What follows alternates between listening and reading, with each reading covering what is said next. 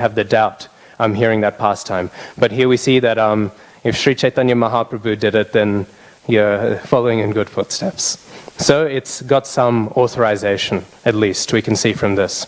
And actually, an interesting point as well with Srila Bhaktisiddhanta Saraswati Thakur's sannyas, he wasn't the only Gauriya Vaishnava at the time who was saying that we should reintroduce sannyas into the parampara. There was other Gauriya Vaishnavas who were producing similar ideas. Obviously, sannyas existed within the Babaji Vesh, but the introduction of saffron was actually being floated around by few associates of Bhaktivinoda Thakur, because he was promulgating this idea of reintroducing Varnashram. So, again, this is reinforcing the idea. It's not some unfounded idea. Of course, Srila Bhaktisiddhanta Saraswati Thakur, with all of his potency, was the only one potent enough to actually implement it. But still, it was an idea that was, again, not unfounded. It was in the surrounding theological and philosophical context. It was seen as a valid perspective. And we'll read, as we get into chapter 3, Prabhupada quotes quite a few reference points regarding the introduction of Tridandi Sannyas. So, Mahaprabhu, he speaks this mantra then to Keshava Bharati, and suddenly he's filled with joy because he realizes, now that I've been giving sannyas, now I can give him sannyas. And he says,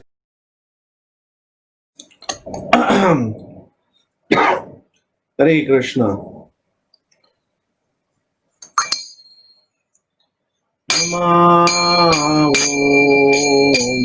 Vishnu Padaya Krishna Prestaya Bhutale Srimate Bhakti Vedanta Swami Iti Namine Namaste Saraswate Deve Gauravani Pracharine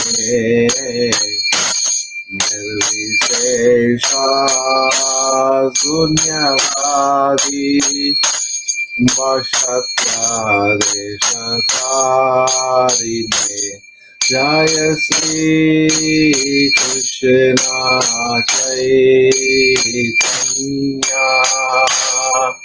Prabhu Nityananda Shri Advaita Gadadara Srivasadi Gaur Bhakta-vrinda Jaya Sri Krishna Chaitanya Prabhu Nityananda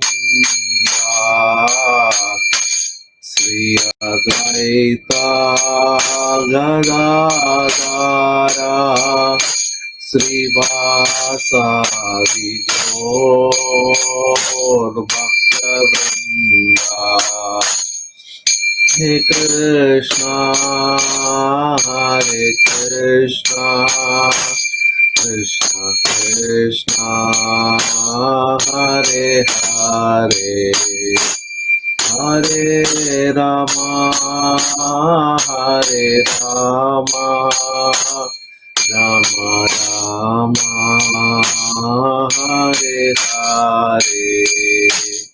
Hare Krishna, Hare Krishna, Krishna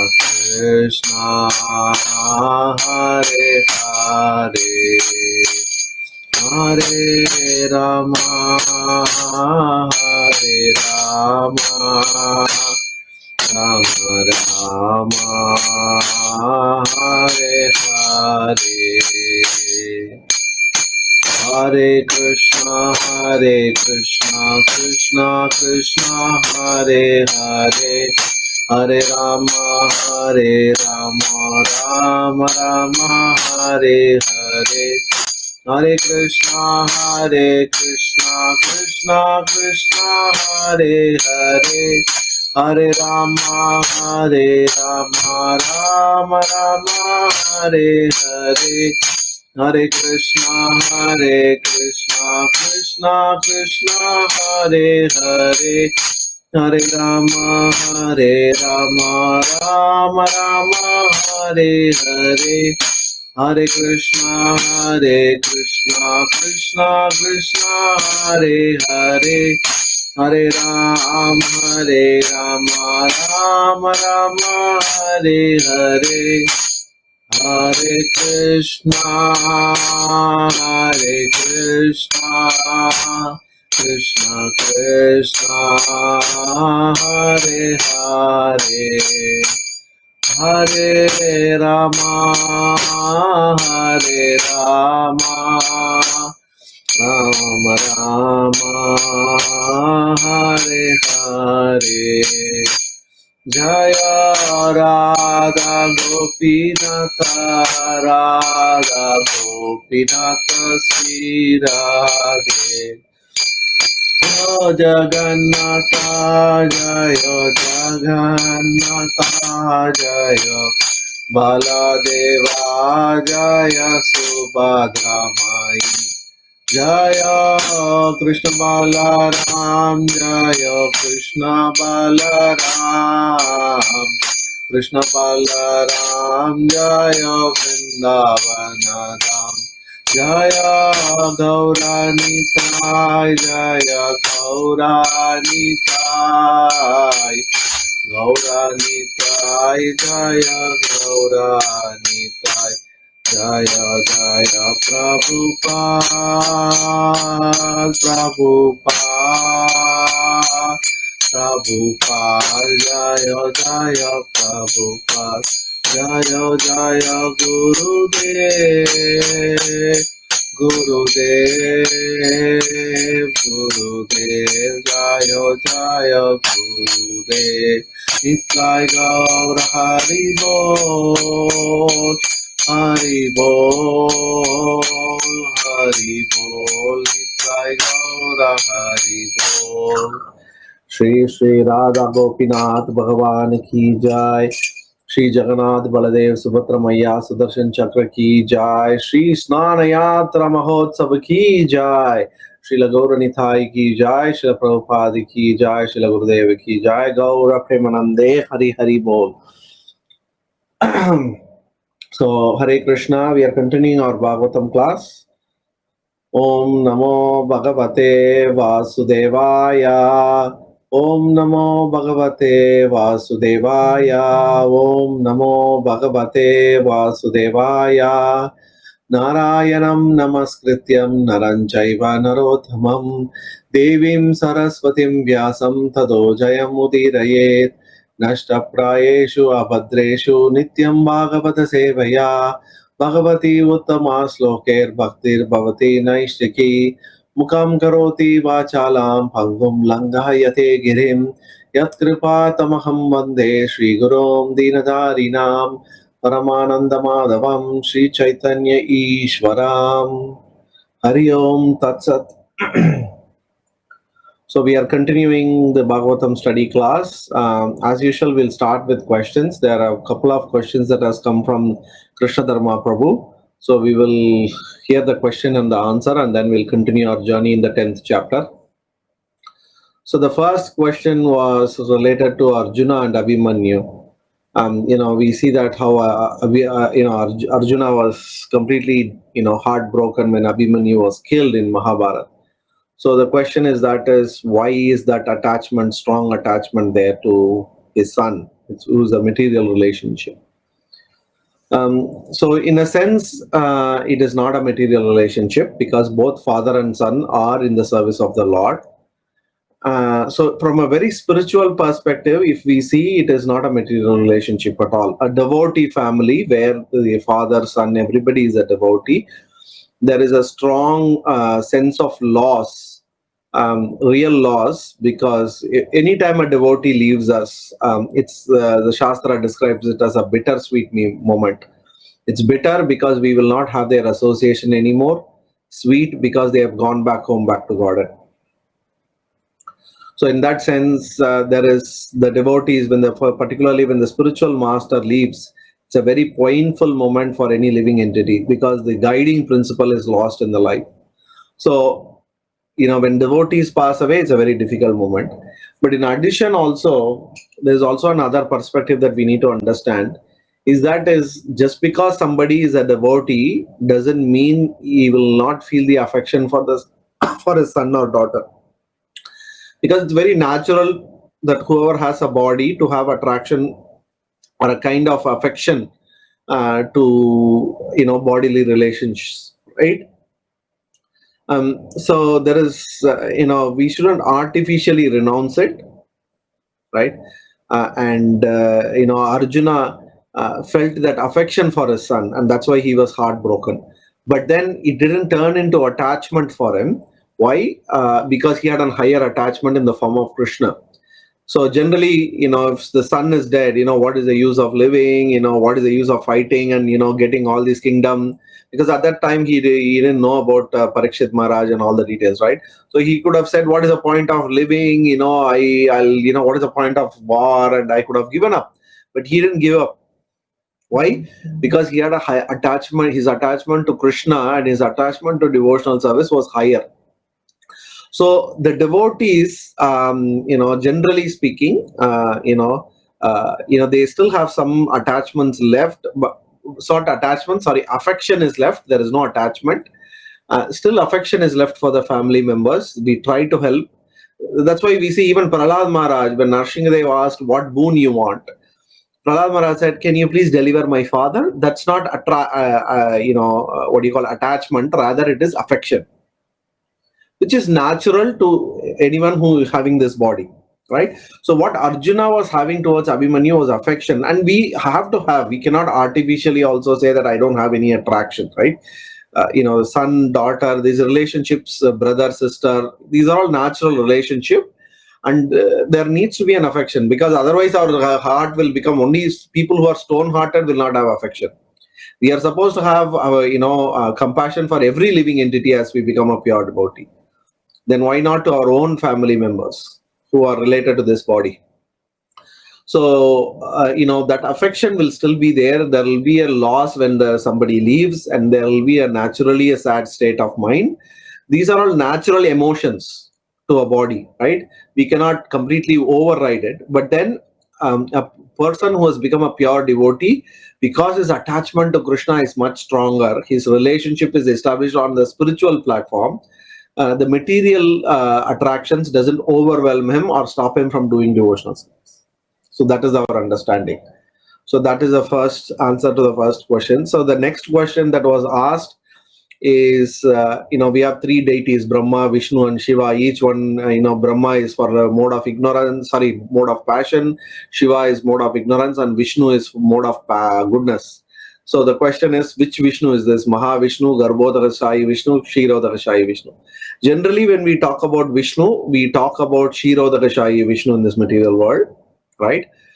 Because he is in the ocean, below, in the Kshira ocean, the milk ocean within the universe. And all the incarnations actually come from Kshirodakashayi Vishnu except Krishna alone. Right? So Krishna is the supreme original personality. Everyone else is considered avatar of Vishnu when we are talking about Kshirodakashayi Vishnu. And when we talk about the controller of the mode of goodness, we are talking about Kshirodakashayi Vishnu generally. But even though he is in charge of mode of goodness, he is beyond the three modes as well. He is, he's not controlled by any of the modes. So those two questions. So we'll continue with our Bhagavatam study. I think we are finished until verse 13. So we are starting today, 10th chapter, first canto, 10th chapter, entitled Lord Krishna departs Hastinapura for Dwaraka, and chapter 10, text number 14. Translation. The female relatives whose eyes were flooded with tears out of anxiety for Krishna came out of the palace. They could not stop their tears, only with great difficulty. They feared that tears would cause misfortune at the time of departure. So, Krishna is now leaving Hastinapur, and then all the female relatives. Generally, women are more soft-hearted than men. Their emotions are much stronger than men. So, their attraction for Krishna also is stronger. So because Krishna was leaving, it is a very sad situation. They were about to cry, but at the same time, see, their love overcomes their affection. Sorry, their emotion of sadness. Why? Because generally in Vedic culture, it's inauspicious when we cry when somebody goes out. Even in our family, this is very, if you see the traditional smarta, they emphasize this dot when somebody leaves. You don't cry because generally, we feel sad, so we cry. We want to show affection, but generally tears are considered misfortunate. So it's only shed during where sad or unfortunate events. So somebody leaving shouldn't, if we consider it as an unfortunate event, the unfortune will go with them. So generally these are all Vedic culture, not to not to what you call as cry when somebody is going. Because in Western culture or in modern culture, we are always talk about showing our emotions, but in Western, in Vedic culture, it is all about showing our emotions. We don't open up our emotions. It is naturally perceived. We don't have to show emotions to show our feelings. We don't have to externally manifest them to show the feelings. They are subtle. Vedic culture is always subtle. It is not very open and gross, right? You have PDA, public display of affection. It's considered great thing, but actually in Vedic culture it is not. Actually, I was listening to a lecture by a senior sannyasi in Vrindavan, and he was mentioning that Radharani has never told Krishna I love you. The reason is that they have this fear that if she expresses the emotion, she will lose some, when I say I love you, the love may, because it is open and it can spread out, so they may lose the intensity a little bit. So they never express that out of their mouth. It is all expressed through their actions, and their service. So, if that is true for Radharani, how much true? So that's what we are seeing here as well, because they are considering that their tears may cause misfortune, and more important is Krishna's journey to be safe and happy, right? Because the love overtakes, right? The love and the concern for the person overtakes more than expressing our feeling. So it's a very high form of love where we don't even require acknowledgement from the other party, right? Why do we display our high emotion? Because we want the other party to acknowledge that we have so much love for them. That is again a form of selfishness. I want them to think I love them more. But here that doesn't matter. It doesn't matter whether Krishna thinks they love or not, because their love is so strong. For them, the most important thing is Krishna is safe and happy. So that is why these are all etiquettes we should learn when we become a devotee, right? These are all something natural we should develop because sometimes it is in modern culture, it is always encouraged to express yourself. I'm not saying we shouldn't express ourselves. We should be very clear about what we communicate. There is a difference between what we want to communicate and our emotions, right? When we are in a relationship, we don't have to show our emotions so deeply. We can have deep emotions, but we don't have to show them externally. That is not needed, right? So that also, so more important. And the other one is, when somebody is leaving home, we don't cry. We go to the airport, hug and cry, and these are all considered misfortunates. This will bring misfortune. So these are all Vedic, what you call as culture, where it's you send them happily so that their trip can be happy. So many things we can learn from Bhagavatam. The culture, how to behave, basic small things to big things in our life we can learn from Bhagavatam.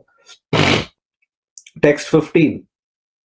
When the Lord was departing from the palace of Hastinapura, different types of drums like the Mridanga, Dola, Nagra, Dunduri and Dundubi, and flutes of various types, and the Veena, Gomukha and Beri all sounded together to show him honor. So musical instruments are again considered very auspicious, so they are all played together. The other reason is when the music is playing loudly, nice musical instruments are playing, all inauspicious sounds are will not reach. They are stopped. You don't hear inauspicious words when there is nice music going on. But nowadays, actually talking bad words is considered music. If you listen to some of the Western music, it's all cursing, and it's the whole idea of music is to be auspicious, but they have made the whole music itself is a sound of inauspiciousness. Text 16.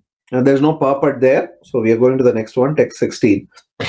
Out of loving desire to see the Lord, the royal ladies of the Kurus got up on the top of the palace, and smiling with affection and shyness, they showered flowers upon the Lord. So these are all very strict, Vedic culture. Prabhupada writes very beautifully about this in the purport. It's a very important purport. What you see is that they don't come out of the palaces. They are not coming out of the palaces. The women will never leave the house out. It's not that they are stuck in the house all the time, but I can give you an example. Even when I was a small boy, and when we grew up in India, I come from a very small town, in a very conservative family. My uncle used to say, that when my cousins grew up and my elder cousins grew up, he would say that even brother and sister cannot talk openly in the public. I mean, so in the sense, men and women generally do not interact outside in a public. Whatever they want to talk, they talk inside the house. They were free to do, express, play around, because brother and sisters, they have, play around everything. But when we come to the outside world, we have to show a perfect, a women and men do not unnecessarily joke, talk, and all these things. This may seem little too extreme measure, but I have seen that kind of culture and how it helps people to be little bit more fixed in the sattva guna, right? So in today's world, it is very difficult to follow. But these are all sattva guna qualities. Men and women do not unnecessarily mingle. Even in temple, you talk to a devotees only if there is service, right? If there is no service, there is no need for men and women to stand together and talk. This is a culture that was taught from the childhood, in old tradition. But nowadays, even in India, nobody teaches this, nobody follows it. Men and women mix freely. So we are living in an entirely different culture altogether today. But they don't come out. They don't come out of the house, or whatever by you want to say, whatever words you express it before somebody leaves. So that's why you see Kunti Maharani gave a full prayer, everything. And until and unless this is an emergency, you don't go. But if you see, Uttara came running when Krishna got about was outside. That's when Uttara came running, because it was an emergency. Her son was about to die, so she came running. That is considered perfectly fine. So the point I'm saying is that until there is a real service or an emergency, there is no need for men and women to mix together in a social environment. These are all something that will help us. It's not for to anybody else. If we want to keep our mind in our control, if we want to control our mind and have a sattvic mind, then we also follow all these rules and regulations. And then Srila Prabhupada talks about this factor of shyness, right? He says actually shyness is the greatest quality in women. Again, it goes exactly opposite of what we learned in the previous in modern culture, right? Shyness is considered generally is considered a very, what you call as a restricting factor, right? Whereas in Vedic culture, it is considered as a character which adds beauty to the women, because it adds a mystery, right? Because women are shy, they don't express, so it becomes a mystery. If everything is open, there is no mystery, right? That's what in today's world, there is no why women are so badly treated, right? We think that today's women have more freedom, but actually, if you see, Prabhupada writes in many places, women are badly abused. Somebody comes, has a relationship, and then they don't support, throw away and go away, leave a child and they go away. Then there is a single mother who has to support. Exploitation in the name of freedom is what is happening. That's what Srila Prabhupada writes in purports. Whereas, those days, women also had, a lot of self-control. Because as I said, women is the basis of spiritual life. Without women, spiritual life cannot progress. As I said in the last week class, one of the questions that Yama Dharmaraja asked Yudhishthira Maharaj was, who is the friend given to a man by the gods or a demigod, basically devatas? And then the answer is that is wife. Right? There is one more question that was asked. Dharmaraja asks, dharma, artha, kama, moksha. These are the four purusharthas, right? The dharma, artha, kama, moksha. We have heard about it in the past. Dharma is the basis religion. Then artha is money, kama is desire, and then moksha is finally spiritual, goal. So the question that was asked is all these particularly dharma, artha, kama, all three are cannot exist together generally, because dharma means what? Religion. Dharma, generally, our religious principles or the teaching, spiritual codes, they teach us don't be too greedy, don't be detached from money. Artha, right? So whatever comes, be happy with it. These are all what we teach, right? And then kama, desire, then that also we want to give up. Dharma talks about not acting according to desires, controlling your desires, controlling the mind. This is what it talks about. And then even artha and kama cannot if you have too much, if somebody has a lot of desire, it means you have to give away artha, right? If I have money, if I have to fulfill my desire, I have to give up money, then only I can fulfill my desire. So it is about the more the money you give, the more that your desires are fulfilled. If I want to buy an iPhone, I have to give $1,500. So artha and kama also generally both cannot coexist. So the question that was asked is how can this be taken care? And then the answer Yudhishthira Maharaj gives is for one who has a wife who has understood dharma, one who has a wife who has the wife who is well versed in dharma. For him, these three can exist together happily, no problem, because kama, desire, is taken care when you have a wife. And if she also is in the path of religion, if she also is in the path of devotion, then following, satisfying the desire at the same time within the rules of dharma is very easy. And then she can also help in, accumulating artha. Okay, generally we think artha means accumulating money, but in Shastra, actually, artha, what is wealth? That's a question again asked. The answer that is given is, what is wealth is charity is wealth. Accumulating is not wealth, giving away is wealth. That's what is considered in the Shastra. So if a wife is in a very dharmic platform, the temple is in a problem, the husband says, I want to give $100, I'm thinking then the wife says, why are you busy? When you are earning $1,000, you gave $100. Now you are earning $10,000, why can't you give $1,000? Because she is also in the path of dharma. So she will, encourage him in the right way, donate, for devotional service, for preaching purposes. So dharma, artha, kama, all three can stay together if the wife is on the path of devotional service. So women is very important to have all these qualities. It's we think it's restricting, but it is more about disciplining and making ourselves better. Because if women are not devotional, so it is very difficult in a house to do devotion if the woman of the house is not a devotee. If the men is not a devotee, they will actually become devotee after some time, definitely by the influence of women. But if the other way around is difficult. So that's why here, you see all these factors are very important. These customs, they help.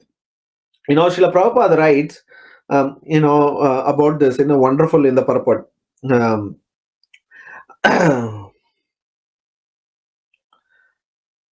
It is definitely stated here that the ladies were smiling there on the top of palace, checked by shyness. This shyness is a gift of nature to the fair sex, and it enhances their beauty and prestige, even if they are of a less important family or even if they are less attractive. We have practical experience of this fact. A sweeper woman commanded the respect of many respectable gentlemen simply by manifesting a lady's shyness. Half-naked ladies in the street do not command any respect, but a shy sweeper's wife commands respect from all. So again, we see that it even at you don't nowadays people spend hundreds of dollars just to make them beautiful. Beauty is inner. If there is inner beauty, it will automatically manifest outside. You don't have to artificially apply something. I'm not saying we shouldn't decorate. But more important than outer decoration is if there is no natural shyness and character, then how much ever we decorate, it is true for men and women both. If the character is not there properly in the heart, how much ever we decorate outside, it's like a decoration to a dead body. So these are all very important characteristics to develop.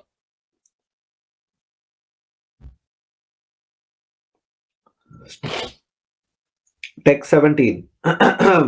At the time, Arjuna, the great warrior and conqueror of sleep, who is the intimate friend of the most beloved Supreme Lord, took up an umbrella which had a handle of jewels and was embroidered with lace and pearls. So Arjuna is here called as Gudakesha, one who has conquered sleep. So again, one more sign of devotee means we have conquered sleep. We are not addicted to sleep. And Srila Prabhupada writes about how even a simple umbrella had, made of gold and gems, all those things. They had such a rich culture and rich life, not like what we are having today. Text 18.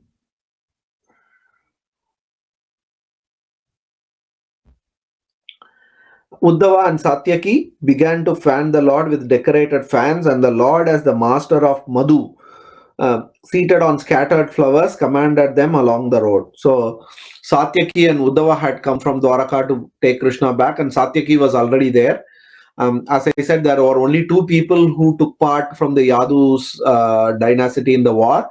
Satyaki on the side of Pandavas, and Kritavarman on the side of Duryodhana.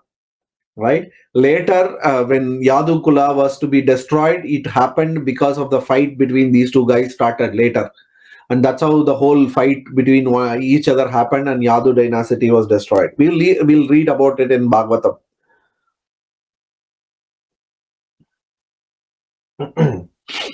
Text, there is no purport here, so we'll go to the next one. Text 19.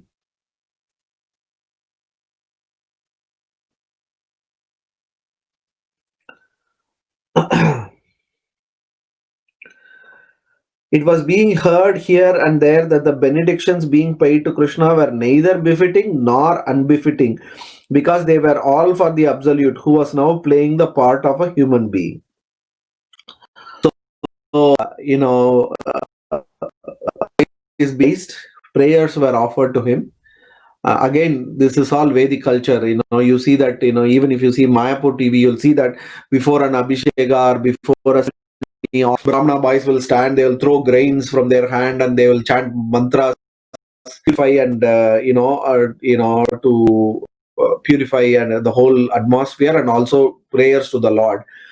So these are considered, in one sense, they are considered appropriate. In other sense, it's considered inappropriate. It is inappropriate, Srila Prabhupada writes, because Krishna has no material qualities. He is nirguna. So how can we qualify him with the material mouth, material eyes, and all those material senses and material mind and intelligence? But so in that sense, it's inappropriate. It is appropriate because it has been, talked by devotees. So the appropriateness comes from devotional service, nothing else. So that's why, because why do we don't create our own prayers? Because we may be a Sanskrit scholar, but when we write, because there is no devotion, it may be very poetic. We may be a great poet, better than Shakespeare or Kalidas, but still, the prayer will not have value because if there is no devotional service there. Because nothing material is fit for the Lord. Nothing material is fit for the Lord. Everything Krishna owns, is actually Krishna himself, right? In the form of Balaram, the dhoti he wears, the sacred thread, the weapons. It's all his own personal manufacturing, because only Krishna can serve Krishna. That's why he's the serving, form of the Lord, right? Seva Swarupa. Seva, his Swarupa is Nityananda Prabhu or Balaram. Only he is fit to serve the Lord. So there is nothing that we can talk has real value. So until and unless we are completely pure, we are not fit to offer prayers to the Lord. We also see this in the case of Dhruva, right? Dhruva, and he couldn't talk when he saw the Lord, because he felt very inadequate. right? Not because he was just a 5-year-old boy. Even if we are 500 years old, we are inadequate in front of the Lord. So then Krishna touched him, and by his mercy, he was able to tell the prayers. So those prayers, all these prayers by these devotees in Bhagavatam, the songs that are written by Narottama Das Thakur, Bhaktivinoda Thakur, Srila Prabhupada, these are the prayers we should learn by heart and repeat because they have real appropriateness. So this is very important. That's why we generally request devotees to read the slokas and try to by heart the slokas from Srimad Bhagavatam. That's verse number 20.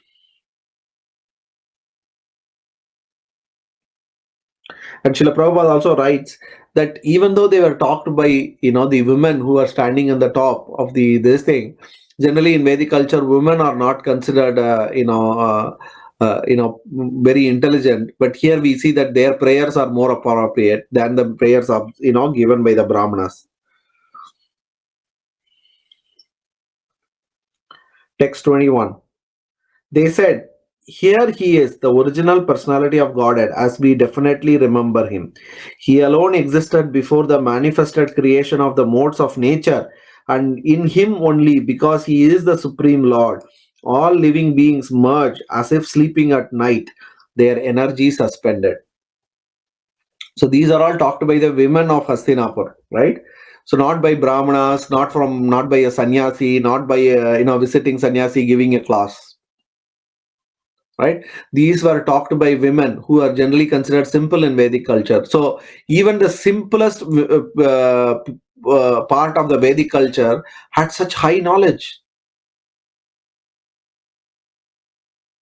Actually, these prayers are considered even higher than the Vedic mantras because of the devotion that these ladies had in their heart. So this idea that women can't devotional service is not accepted here because it very clearly talks about the prayers. Bhagavatam has already said in the first canto itself, it has rejected anything that is kaitava dharma, anything that is not pure dharma, we will not talk in Bhagavatam. So if this women's prayer were not of such high quality, it will not be in Bhagavatam. First canto itself, they have put these prayers. It means they have so much value. The women's talk. We can see how high philosophy they are talking about. They are talking about how everything emanates from Krishna and at end everything goes back. Srila Prabhupada writes in the purport of the process that how, there is one yuga cycle, right? Like there is 4,32,000 years in Kali Yuga, 8,64,000 in Dwapara Yuga, 12 lakh, 96,000 in Treta Yuga, and then 1600,000 years, more than 1700,000 years in Satya Yuga. Combined, these four is one Yuga. 1,000 cycle of this is one day of Brahma. And then there is one night of Brahma. Then like this, Brahma lives for 1 year. And then for 1 year, the 365 days is 1 year. Then like this, he lives for 100 years. So Prabhupada in the purport, he talks about two kinds of, at the night of Brahma, everything is dissolved. But next day, Brahma again recreates everything. It's only temporary dissolution and temporary recreation. Whereas at the end of Brahma, everything is finished, including Brahmalok. Everything is taken inside the body of the Lord. And then when Krishna wants to create again, everything is manifested again. So, and the women of Hastinapur knew this, knew the process of whole creation, knew that, how, in Bhagavatam we are going to learn how first Krishna, there was this Brahma Anda which had only 3 modes and Krishna looked into it and from there the Prakriti was, activated. All this high philosophy the women folk were giving. So it's not that women didn't know philosophy, they were not trained in philosophy. That's not correct. Because if they were not trained in philosophy, how are they going to talk all these things? So, and they are, talking about, all this philosophy. So, they are talking how Krishna was the only one who existed before the creation, and he is the only one who will exist after the creation. How deep these prayers are, full of philosophical values. Text 22. The personality of Godhead, again desiring to give names and forms to his parts and parcels, the living entities, place them under the guidance of material nature. By his own potency, material nature is empowered to recreate. So, as I said, all the living entities, they are all taken inside Krishna, and at that point, they don't have any form or anything. They are all completely in the unmanifested state, including the living entity and the material nature. Everything is in the unmanifested state. Only when Krishna desires, this whole material world manifests, and then the jiva gets a body, mind, intelligence, everything to act on.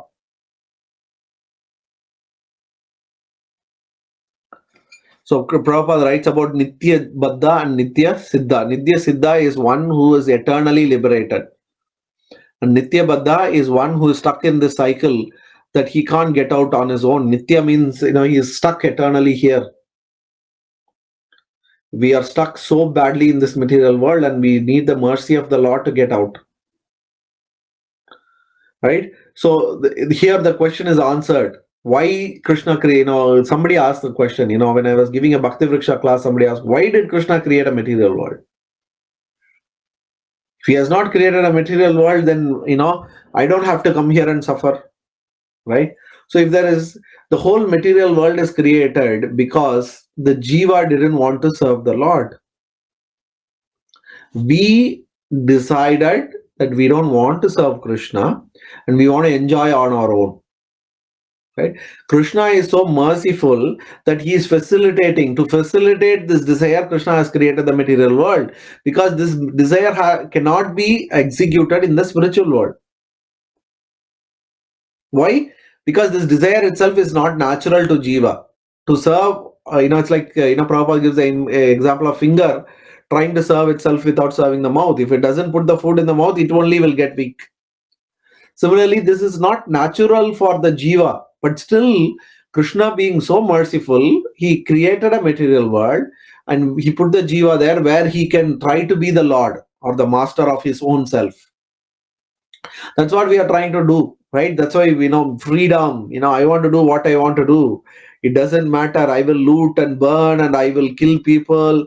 If I, on one side, police can kill, on the other side, the looters can kill. Both the sides are wrong. Everybody is wrong. Nobody is correct. Because everybody is based on selfish nature. Everybody is established. So there is always fight. There is always a clash between one's desire and the other's desire. So Krishna has put us in the material world and he has said, okay, you want to be the master, you try to be the master. And then when we come to the material world, when we try to the master, we keep on trying for millions and millions of janma. And after many times, we get intelligence by the mercy of a devotee. Oh, we are not supposed to be master. We are supposed to be servants. So, but Krishna, out of his mercy, has created the material world where we can have a false identification of master. I am this, I am that. I am the president of a country. I am, I am this, I am that. All these false identifications we create for ourselves, because without false identification, we cannot consider ourselves. Because if our true identification is we are servants, there is no question of being a master. So we need false identification to even work on this material world.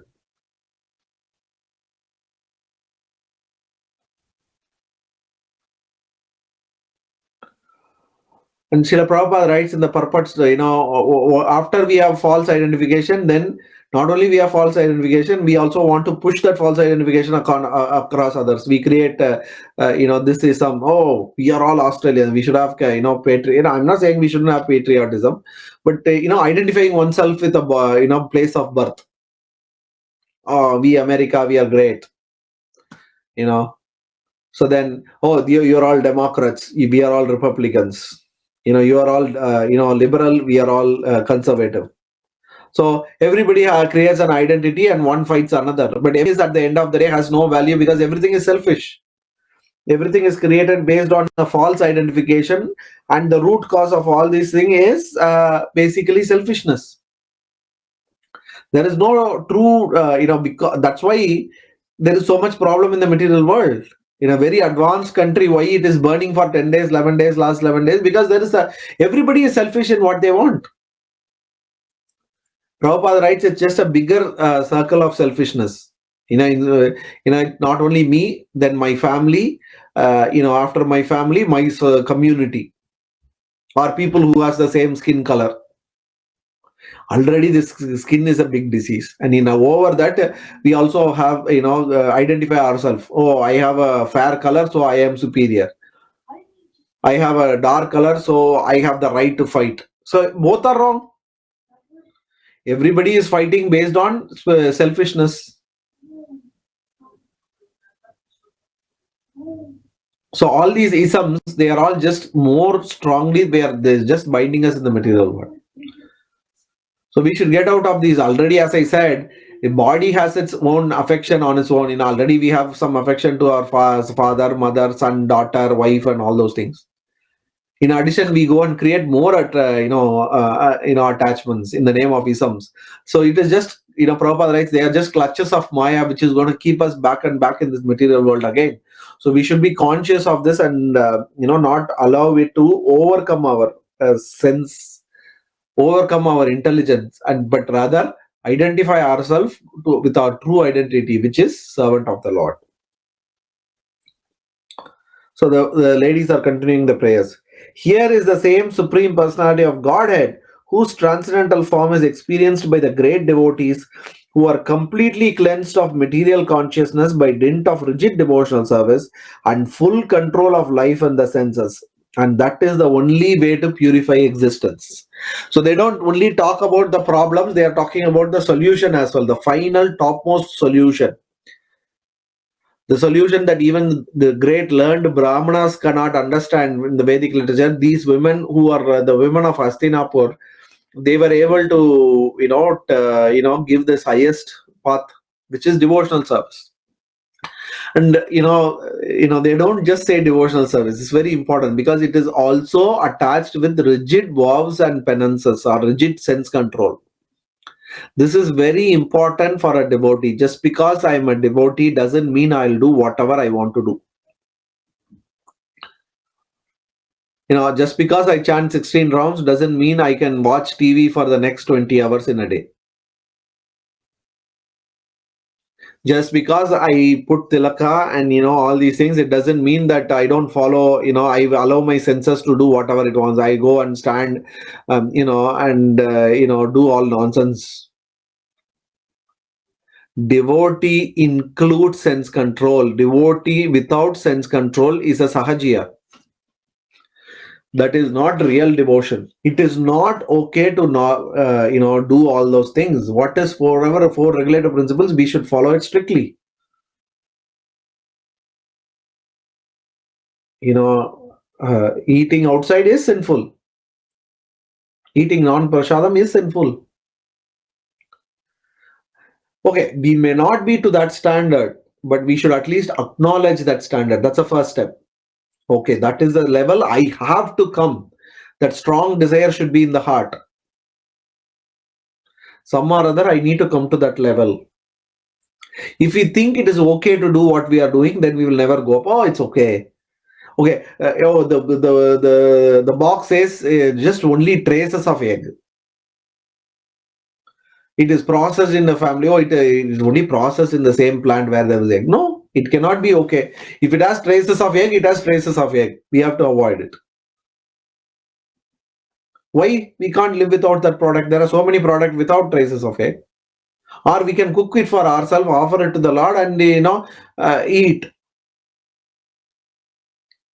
So everywhere there has to be a rigid self-control, rigid rules and regulations following. We cannot compromise. That is not accepted in devotional service. Just because, oh, I feel great attraction to Krishna doesn't mean I can do anything I want. Then that attraction is lust, not love. The real love means, as I was saying, has to be expressed through our activities. Whatever is not linked to Krishna, we reject it. Whatever is not favorable to devotional service, we reject it. So sense control is very, very important for devotees. We need to keep on meditating on this topic, right? It is very important. That's why sense control has so many importance, right? The reason sometimes what happens is that is, but at the same time, sense control alone without devotional service has no value. I can control all the senses. You will see Mayavadi sannyasis, they'll be extremely strict. You see Mayavadi sannyasis, they'll eat only one time a day, food without salt and all those things. They'll sleep and then they won't interact. They won't even go near women. They will not even see women and all those things they'll do. But at the end of the day, with all this sense control, if they are not devotional service, that also doesn't have a value. Both needs to come together. Devotional service must be accompanied by the four regulative principles. That's why Srila Prabhupada emphasized the four regulative principles so much. Otherwise, what happens is that is in our heart, we can never give importance to Krishna first. If we allow our senses to go everywhere, the senses will keep on pulling us in multiple directions. So when we go to the temple, we see Krishna, we are attracted, we praise the Lord. When we come out, we do nonsense.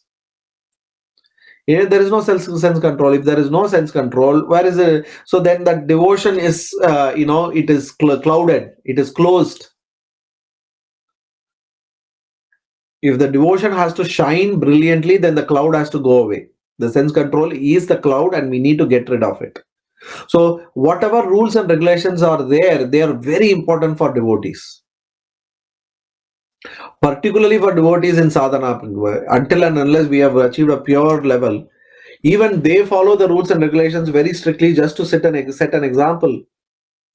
Before Bhakti Siddhanta Saraswati Thakur, there was no question of taking sannyas in our line. Gaudiya line is always, people will become devotees, they'll take Babaji Vesh, completely giving up Varnashram Dharma. That was the standard. Why did Bhakti Siddhanta Saraswati Thakur started this sannyas? Because he knew that people are cheating. They'll dress like Babaji, they'll roam around the streets without shirt and everything. They will look like very renounced people, but at the night they'll go and have illicit relationship with women. They'll go and drink. All these nonsense they were doing. So Bhakti Siddhanta Saraswati Thakur said, better to be us, follow the rules of Varnashrama and, at the same time do devotional service rather than doing devotional service and doing nonsense. So because Varnashrama Dharma gives us a structure, it helps us, not engage in sinful activities. So he actually denied. He said no more, Babaji Vesh in our Sampradaya. So that's why you see Prabhupada never gave or encourage anybody for Babaji Vesh, because, that's not needed, because the more important is following the rules and regulations. Babaji Vesh, Raganuga Bhakti is so strong that you don't have time to do sinful activities. But people misused even that state. So then, Prabhupada said, and Bhakti Siddhanta Saraswati Thakur, no need of this. Be a devotee, control your senses. That's more important. Even though they were more elevated than Babajis around them, either it's Bhakti Siddhanta Saraswati Thakur or Srila Prabhupada. In Prabhupada's time also, there were many Babajis in Vrindavan, but Prabhupada was much, much more elevated than them, and he never gave up his sannyas dharma. Why? Because he wanted to set an example. Because he was above. For him, there are no rules and regulations. Krishna says, for me or for my pure devotees, there are no rules that are applicable. But still, Prabhupada followed the rules so strictly. He followed the rules so strictly because he wanted to set an example that in devotional service should be accompanied by sense control.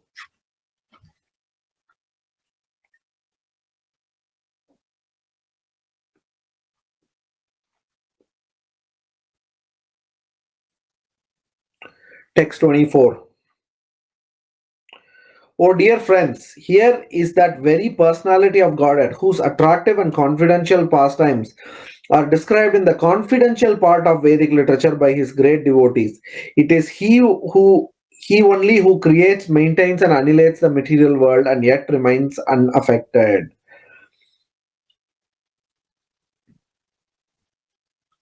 So the word Guhyeshu is used.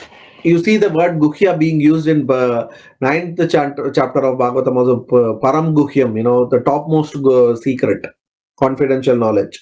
So here the ladies are describing that Krishna is and his pastimes are very, very, very confidential. Even people who are Vedic scholars, that's what they are saying. See how detailed their knowledge is. It means they should know the whole Vedic literature, because they are saying the deepest part of the Vedic literature contains or the glories of. That means the ladies knew everything that is to be known about the Vedic literature. Just by sitting at home, those days women cannot go to Gurukul, you cannot learn Vedic mantras, nothing. It was not allowed. Whereas they knew the whole purport of the Vedas, but they may not know the Vedas, but they knew the mantras. They knew the whole Vedas. They knew the meaning. They don't chant the mantras, but they knew the meaning. And they see that of all the Vedic literature, Krishna's glory is very deep, confidential, and it is not accessible to everybody. That's why you will see many Vedic scholars who are not devotees, because they are still on the surface, medium level. They are not. So Prabhupada in the purport, he talks about the glory of Srimad Bhagavatam. Of all the Vedic literature, the most confidential literature is Srimad Bhagavatam. It's very confidential. And Sukadeva Goswami talked about it. And even among the pastimes of the Lord, the name of Radharani is most confidential. That's why even within Bhagavatam, we'll see only one place where it is mentioned. Of all the gopis, there is one gopi, Aradhika, is used in, because the most confidential part is Radha Krishna worship. That is something that even other Vaishnava Sampradayas, they do not have to this deep level. Because if you see the discussion between Ramananda Rai and Chaitanya Mahaprabhu, he talks about what is more dharma, and then they talk on varnashrama dharma, doing devotional service, and then they go to different levels of devotional service. Ramananda Rai talks, and then he talks about all the way about 5 rasa, Shanta rasa, Dasya rasa, even Sakya rasa, and then Mahaprabhu says, no, you have to go more deeper. And then Ramananda Rai was astonished. He says, I have never known a Vedic scholar who knew that there is a deeper part than this. The point that you're asking this question itself means that you are Krishna himself. So then he goes further deeper. He talks about Vatsalya Ras. Then Mahaprabhu says, go deeper. And then that's when he talks about Madhurya Ras. And he says there is no one who has ever talked about this ever in this material world. It's so deep and so confidential. And that knowledge, that worship of Radha Krishna, which is so deep, which is confidential, before Chaitanya Mahaprabhu, nobody knew about it. That's why if you see all the other sampradaya, whether it's Madhva Sampradaya or Sri Sampradaya, they all worship Vishnu, Krishna, Lakshmi, but then they can't go, because that deeper part of that, more deeper than that, what they had was revealed only by Chaitanya Mahaprabhu. Until then, this Radha Krishna worship was never revealed to anybody. Only Chaitanya Mahaprabhu, because he came and distributed it, without any discrimination, he gave to everybody. The most confidential, deepest part. The Leela of himself, very confidential, deep. Not everybody can understand. That's why these Sampradaya, the Vaishnava Sampradayas are so great, because Sri Sampradaya, what Ramanuja taught, what Madhva taught, they are all very deep. That is not for everybody. Not everybody can grasp it. That's why Krishna says, out of millions, one may try to become spiritual, and out of millions of such people, one will become a devotee. So 1 in a billion only will become a devotee.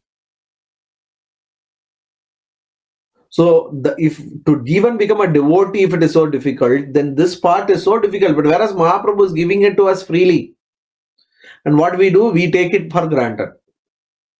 And nowadays, in a way, this coronavirus situation, this whole lockdown has created. Now people value temple. Every time when at least this whole 3 months, I have been to temple only once.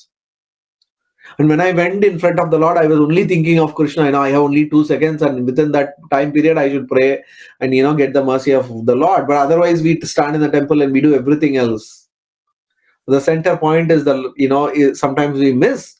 Whereas this situation has made us understood how valuable thing we are having in the form of a temple. It's not, but to have temple in a Western country itself is mercy of Srila Prabhupada.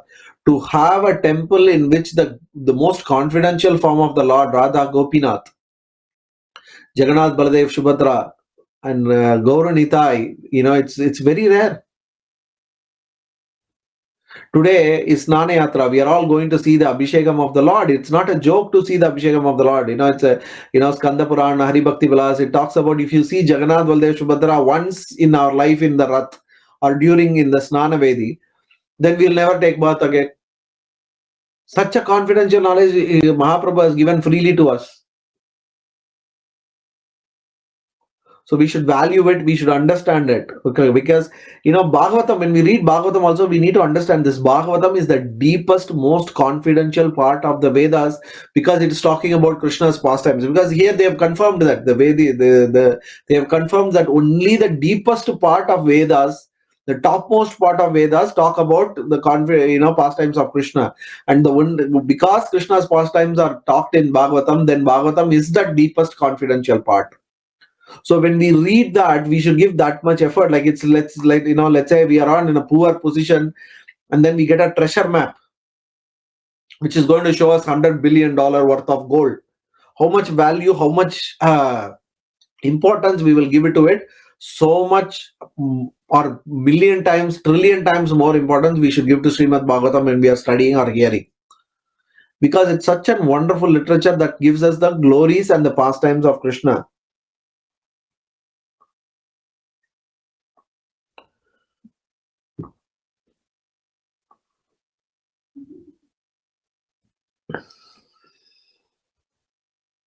We'll go to the next verse. 25. Wherever there are kings and administrators living like animals in the lowest modes of existence, the Lord in his transcendental form manifests his supreme power, the truth positive, shows special mercy to the faithful, performs wonderful activities, and manifests various transcendental forms as is necessary in different periods and ages. So the ladies are talking about exactly what Krishna talked about in the 4th chapter of Bhagavad Gita. Paritranaya sadhuna minashaya chadushkrita. So they are talking about whenever there is a dharma, to establish dharma and to kill the miscreants, to protect the devotees and to kill the miscreants. Krishna comes again and again. Krishna doesn't take birth. He is not born like us in the material world, but he descends. That's why avatar means coming down. So Krishna comes down personally to establish dharma and protect, and he comes in different periods and different ages in different forms. Whenever there is animalic, so what we are having today, all the leaders of the society of all the countries today are living like animals. This is the reality, we can't deny. We may like some leader, we may not like some leader, but they are all animals. Anybody who doesn't worship the Supreme Personality of Godhead, it doesn't matter how good an administrator he is. Right, the best administrator also, cannot do anything. In the COVID-19 situation, what could anybody do? Nobody could do anything. Whereas we see in Yudhishthira Maharaja's time, there was no disease. Can any administrator today or a king today can stop disease from entering the country? But we see that Yudhishthira Maharaj was able to do it. He was able to stop that disease from any disease, any enmity, any kind of disturbance for that matter, to enter the country. Today we see there is one side there is disease, the other side there is protest burning, then one side there is economy falling, there is no job, everywhere there is disturbance. And we are saying we are very advanced society. Whereas we read from the historical, Purana means history. We read that Yudhishthira Maharaj time there was no disturbance. People are living very happily. Rama Rajya, under Lord Rama, people lived perfect life. No disturbance at all.